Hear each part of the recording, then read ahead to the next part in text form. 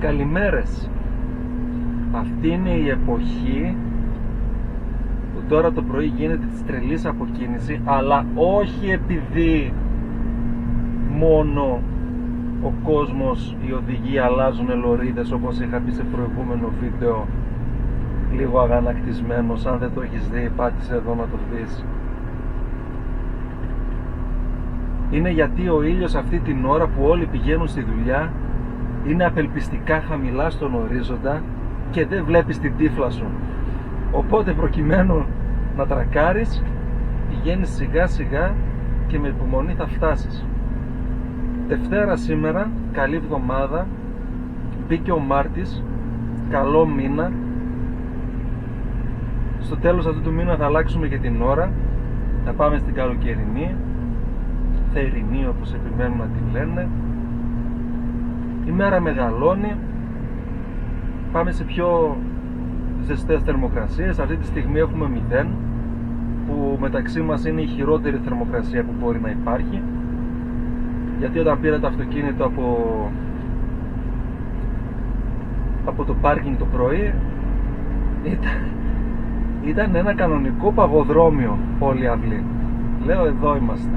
Δηλαδή, να σου δώσω παράδειγμα, την προηγούμενη Τετάρτη είχε μείον 17, την Πέμπτη είχε μείον 6 και την Παρασκευή είχε συν 6. Ωραία. Δηλαδή μιλάμε για την τρελή αλλαγή θερμοκρασίας. Να δούμε πού θα μας πάει.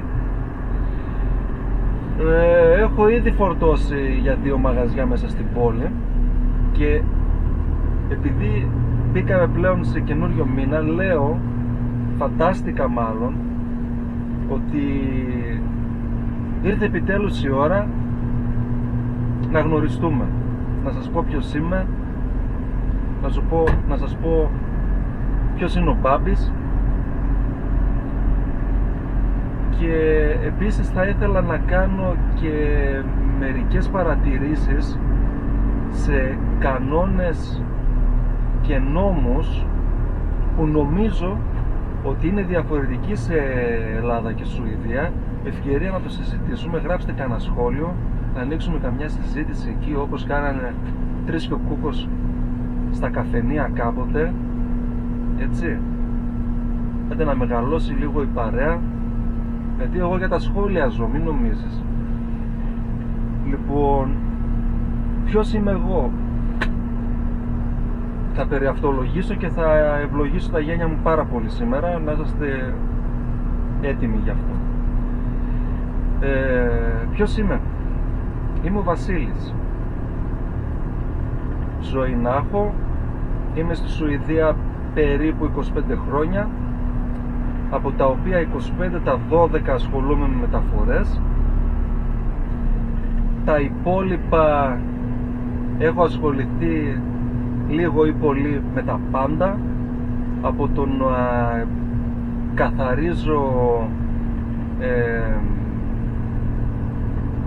γκαράζ με θέσεις στάθμευσης, μέχρι σε βιοτεχνία κατασκευής ανταλλακτικών με μηχανές CNC, μέχρι να κάνω απολυμάνσεις μετά από πυρκαγιές, μέχρι να καθαρίζω γκράφιτι, ό,τι μπορείς να φανταστείς. Αλλά έφτασε μια συγκυρία, κουρασμένος από όλα αυτά, ήθελα να κάνω το όνειρό μου πραγματικότητα, που ήταν να οδηγάω. Μ' αρέσει, λατρεύω να οδηγάω. Αυτή ήταν η αρχή. Πού να ξέρω ότι αυτός ο κλάδος δεν είναι μόνο οδήγηση, γιατί έπρεπε με κάποιο τρόπο να αλλάξω τελείως σελίδα στη ζωή μου, οπότε έπρεπε με κάποιο τρόπο να μπω στις μεταφορές. Ποιος είναι ο πιο εύκολος τρόπος να μπεις? Πακετάς. Να πηγαίνεις φαγητό στους ανθρώπους, να τους κάνεις χαρούμενους, και το κάνεις αυτό με την ελπίδα ότι θα μεγαλώσει ο κύκλος σου, θα βρεις κάποιον άλλον που ξέρει κάποιον άλλον, ούτως ώστε να μπορέσεις να ανεβείς λίγο τα σκαλοπάτια. Ξεκίνησα με μια εταιρεία, με δικό μου αυτοκίνητο, με δικές μου βενζίνες, δηλαδή όπως δουλεύει ένας πακετάς στην Ελλάδα, απλά δεν είχα μηχανάκι, είχα μάξι, ένα Seat Leon εκείνο το διάστημα. Λοιπόν, οι τυπάδες που είχαν την εταιρεία ενθουσιάστηκαν, θέλανε να με κρατήσουν, αλλά εγώ είχα άλλα σχέδια. Βρήκα μια εταιρεία που ασχολούταν με ταχυμεταφορές. Παρέλειψα να πω ότι στη συγκεκριμένη πακετάζ δούλεψα περίπου 6-7 μήνες. Έτσι. Ο μισθός ήταν πενιχρός, γιατί ήταν κατά παραγγελία, έπαιρνες λεφτά, δεν υπήρχε σταθερός μισθός, ούτε ορομίσιος, τίποτα. Πας στην παραγγελία, παίρνεις ποσοστό. Αν είσαι τυχερός και κάνεις 30 σε μια μέρα, ο μισθός είναι καλός. Άμα κάνεις 2, πήκες από μέσα με το κεφάλι. Λοιπόν, βρίσκω μια εταιρεία, την Global Express, η οποία παίρνει δουλειές από μια άλλη ταχυμεταφορική, και ξεκίνησα με το να μεταφέρω ανταλλακτικά αυτοκινήτων. Πάρτα αυτά από τη Σκότα, πήγαινε τα στο συγκεκριμένο συνεργείο, γύρνα πίσω, πήγαινε στην Audi, πήγαινε τα εκεί. Αυτό γινόταν συνέχεια, μεταφορές δηλαδή από το Α στο Β, όσο το δυνατόν πιο γρήγορα γίνεται. Οι τυπάδες που μας δίνανε τη δουλειά, τους άρεσε ο τρόπος που δουλεύω, μου λένε, εσύ μεγάλε, μήπως θέλεις να πας σε ένα στάδιο παραπάνω, μπορούμε να σε στείλουμε σε σεμινάριο, σχολείο, όπως θέλετε πείτε το πώς να χειρίζεσαι φάρμακα, ούτως ώστε μπορείς να πάρεις ένα άλλο αυτοκίνητο, είναι καλύτερη πληρωμή, γιατί και εκεί με ποσοστά ήμουν. Είναι καλύτερη πληρωμή και ουσιαστικά αυτό που θα κάνεις είναι να παίρνεις φάρμακα από το ένα νοσοκομείο στο άλλο, ή δειγματοληψίες, αίματα, ό,τι έχει να κάνει με 2 νοσοκομεία.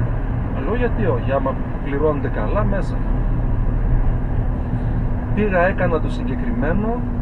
Επίσης με στείλανε και σε ένα άλλο σεμινάριο, σχολείο, να μάθω να χειρίζομαι επικίνδυνα υλικά, γιατί με τα νοσοκομεία, ξέρεις, είναι, μπορεί να έχει ραδιενεργά υλικά, μπορεί να έχει κατάλοιπα από ασθενείς και τα λοιπά, με αρρώστιες και δεν ξέρω εγώ τι. Δηλαδή μπήκαμε σε πολύ βαθιά νερά, ας πούμε,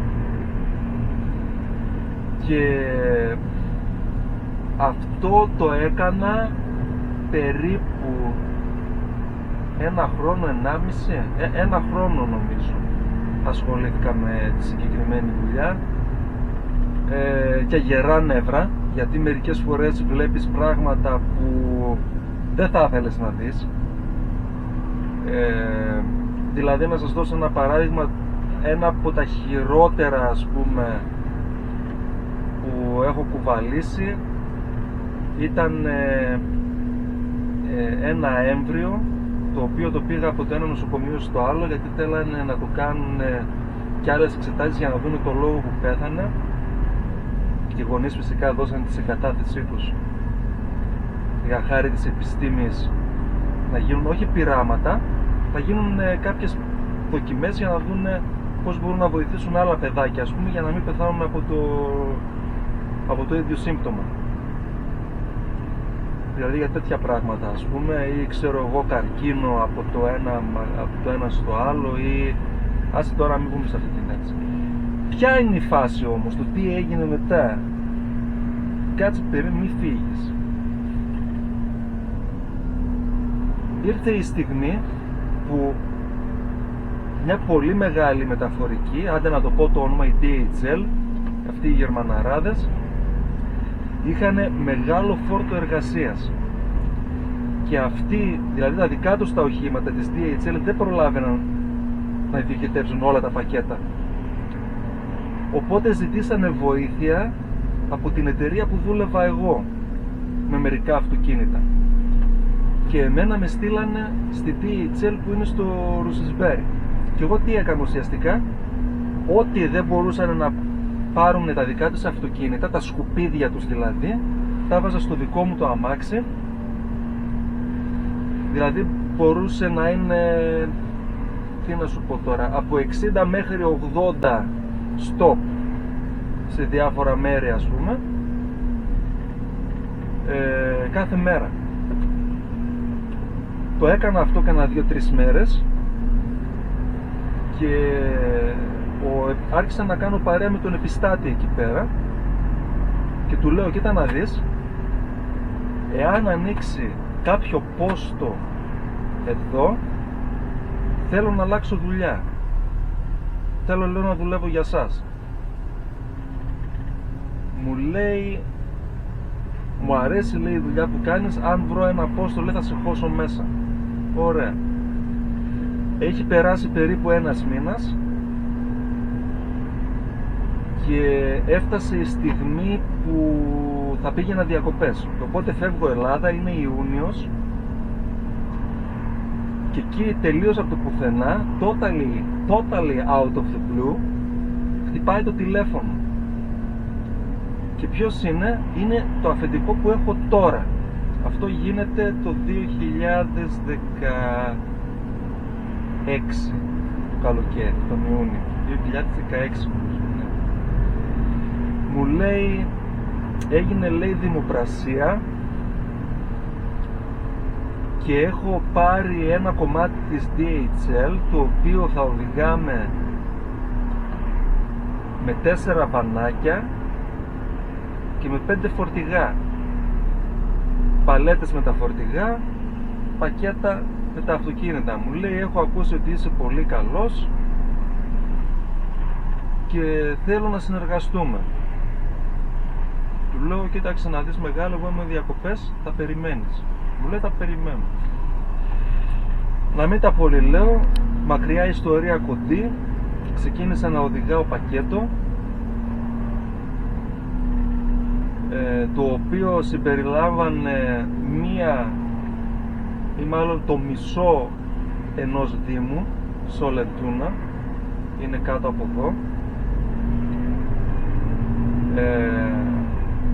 τη μισή περιοχή. Για τη συγκεκριμένη περιοχή είχαμε 2 αυτοκίνητα, γιατί ήταν πολύ μεγάλη η περιοχή αυτή. Εγώ είχα το κομμάτι γύρω από τη λίμνη, το παραλίμνιο, να το πω έτσι, γύρω-γύρω, μην το πω παραθαλάσσιο και αρχίσετε να γελάτε, και στο οποίο δούλεψα περί τα 6-6,5 χρόνια. Μιλάμε, η δουλειά είναι, σε ρίχνει στα γόνατα, είναι πολύ στρες, πολλά τα stop, πολλοί οι πελάτες. Οπότε φτάνω σε ένα σημείο, πιάνω το αφεντικό μου και του λέω, δεν την παλεύω, ή θα σταματήσω ή θα μου βρεις κάποιο άλλο πόστο, δεν γίνεται να συνεχίσω. Μου λέει, τι θα έλεγες, λέει, να σε βοηθήσω να βγάλεις δίπλωμα για φορτηγό και να αρχίσεις να οδηγάς φορτηγό. Λέω, μέσα, γιατί να πω όχι. Οπότε μου κάνει τα έξοδα για να βγάλω δίπλωμα για φορτηγό, επαγγελματική καταλληλότητα ή δεν ξέρω πώς λέγεται στα ελληνικά ακριβώς, ότι μπορώ δηλαδή να οδηγήσω σαν επαγγελματίας, επαγγελματικά. Με έστειλε σε σεμινάριο για επικίνδυνα υλικά, γιατί από την προηγούμενη δουλειά με είχαν στείλει για 1,3 επικίνδυνα υλικά, το ADR 1.3. Το αφεντικό μου τώρα με έστειλε για να μπορώ να οδηγήσω τα πάντα, εκτός από class 1 που έχει να κάνει με εξπλωσίβα, πώς λέγεται στα ελληνικά, εκρηκτικά υλικά, έτσι. Αλλά οτιδήποτε επικίνδυνο, οποιοδήποτε υλικό επικίνδυνο μπορεί να μπει στη συσκευασία, μπορώ να το βάλω στο αυτοκίνητο και να το πάω. Μετά με έστειλε σε σεμινάριο για να λειτουργώ την υδραυλική πόρτα πίσω, γιατί χρειάζεται και γι' αυτό βεβαίωση αν σε σταματήσει η αστυνομία. Φυσικά την κάρτα του οδηγού για τον ταχογράφο, δεν το συζητάμε αυτό. Και τώρα το μόνο που έχει μείνει είναι να πάω σε σχολείο για να πάρω δίπλωμα για μεγαλύτερο Clark, γιατί αυτή τη στιγμή μπορώ να οδηγήσω μόνο κατηγορίας Α Clark. Αφού με έστειλε για το δίπλωμα και το πήρα με τη μία, μου λέει, θέλεις να βγάλεις και για καρότσα? για, πώς το λένε, για σειρώμενο. Λέω φυσικά και θέλω. Με έστειλε για σειρώμενο και η συμφωνία που κάναμε είναι ότι αν συνεχίσω να δουλεύω για πάρτι του τουλάχιστον για 5 χρόνια από την ημερομηνία που πήρα το δίπλωμα, δεν χρειάζεται να το πληρώσω, να το δώσω πίσω. Και δεν ξέρω τι τιμές παίζουν στην Ελλάδα για δίπλωμα φορτηγού, αλλά εδώ στη Σουηδία το αφεντικό μου με όλα, φορτηγό, καρότσα και όλα τα συναφή που με έστειλε να μάθω και τα σεμινάρια και τα λοιπά, όλα τον βγήκανε 10.000 ευρώ, δηλαδή περίπου 100.000 κορώνες πλήρωσα. Δεν ξέρω πόσο κοστίζει στην Ελλάδα, εγώ θεωρώ ότι είναι πολλά λεφτά και γι' αυτό το λόγο κάνω ό,τι μπορώ, ας πούμε, να τα δώσω πίσω. Και άρχισα να οδηγάω τέλος πάντων εκεί στη DHL φορτηγό. Ουσιαστικά έπαιρνα όποιο φορτηγό δεν είχε οδηγό, γιατί ήθελε να μάθω τα πάντα. Ό,τι περιοχή χρειαζόταν, ας πούμε, να πηδάω στη θέση του οδηγού και να ξέρω ακριβώς τι πρέπει να κάνω. Του είχα πει ότι καλό χρυσό το φορτηγό στη DHL, αλλά ρε φίλε, εγώ θέλω να οδηγάω. Δεν θέλω να βάζω μπρος, να πηγαίνω 1 χιλιόμετρο, να σβήνω. Κατέβασε 2 παλέτες, βάλε μπρος. Πήγαινε 2 χιλιόμετρα, σβήστα αυτοκίνητο. Κατέβα κάτω, κατέβασε 1 παλέτα, βάλε μπρος. Δηλαδή κάθε μέρα 25-30 στόπ. Δηλαδή πες και άλλες φορές δηλαδή, μαλάκα. Φόρτωνα το πρωί, έβγαινα έξω με 15-20 στόπ, γυρνούσα πίσω κατά τις 12:00, ξαναφόρτωνα στο τερμινάλ και ξανέβγαινα έξω άλλη 1 φορά. Δηλαδή εντάξει, αυτό δεν είναι δουλειά, αυτό είναι το τρέξιμο του Penny Hill. Του λέω αν ανοίξει κάτι άλλο που συμπεριλαμβάνει περισσότερη οδήγηση και τα λοιπά, πες μου, είμαι έτοιμος να αλλάξω. Και φτάνουμε σε αυτό που βλέπετε πλέον στα βίντεο. Το παλικάρι που οδηγούσε το συγκεκριμένο αυτοκίνητο μετακόμισε. Και μετακόμισε σε σπίτι που από το σπίτι του για να έρθει στη δουλειά να πάρει το αμάξι ήταν μόνο για να έρθει περίπου 1 ώρα έπρεπε να οδηγήσει.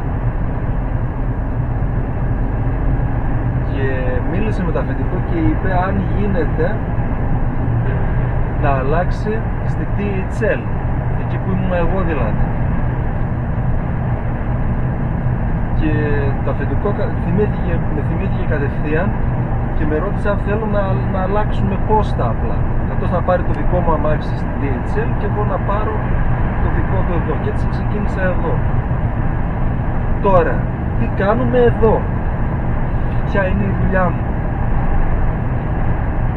Η δουλειά μου είναι να οδηγάω σε όλο το νομό της Στοκχόλμης, αλλά και στους χειρονομούς, δηλαδή Ουψάλα και από την άλλη πλευρά στο Νικβόν, Νίσοπινγκ, από εκείνη την πλευρά, μέχρι τέρμα κάτω στον Νινεσάμ. Και τι κουβαλάμε? Κουβαλάμε ουσιαστικά ό,τι χωράει πίσω στην καρότσα, οτιδήποτε μπορεί να είναι αυτό, εκτός από τρόφιμα κοντής διάρκειας, γιατί δεν είναι, πώς το λένε, δεν είναι ψυγείο το αυτοκίνητο. Φαγητό κουβαλάμε, απλά είναι μακράς διάρκειας, όπως τώρα, ας πούμε, ουσιαστικά φαγητό έχει πίσω και αναψυκτικά στις 2 μπουτίκ που πηγαίνουμε τώρα. Αλλά εντάξει, οτιδήποτε χρειάζεται να πάει από το Α στο Β, το κάνουμε. Και μετά αναλόγως το πόσο διατεθειμένος είναι ο πελάτης να πληρώσει, κάνουμε και άλλα χατήρια. Μπορώ, ας πούμε, να είναι μέσα να κάνω την παράδοση σε συγκεκριμένο παράθυρο της ημέρας, 9 με 12 λέμε, ας πούμε, ή συγκεκριμένη ώρα που το θέλεις το πράγμα, όπως τώρα ο πελάτης περιμένει τα πράγματά του στις 8, ή μπορείς, ας πούμε, γκαραντί να δώσουμε ότι συγκεκριμένη ημερομηνία και συγκεκριμένη ώρα στο συγκεκριμένο σημείο που τα θέλεις τα πράγματα. Δηλαδή το μόνο που μας βάζει όριο είναι το πόσο πληρώνεις. Αν πληρώσεις, ό,τι έχεις μέσα στο κεφάλι σου μπορούμε να το κάνουμε. Είτε χρειάζεται γερανό, είτε χρειάζεται κουβάλιμα, είτε χρειάζεται ειδικές συνθήκες για να γίνει κάτι. Αυτός είμαι εγώ. Ποιος είναι ο Μπάμπιτς?